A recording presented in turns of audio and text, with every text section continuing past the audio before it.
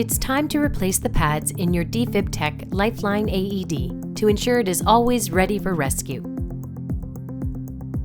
Remove the pads by squeezing the black clip and removing the pads from the back of the AED.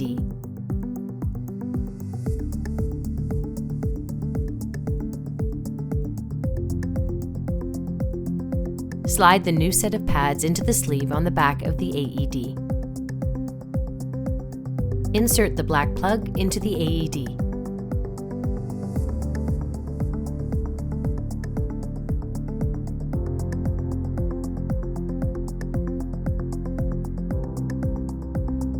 The green light will flash on the top of the AED, indicating your AED is now ready for rescue.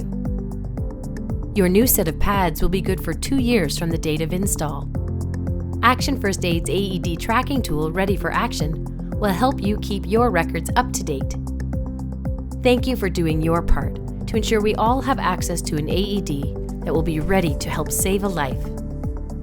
For any questions related to your AED or training, please email info@actionfirstaid.ca or give us a call at 705-720-2978.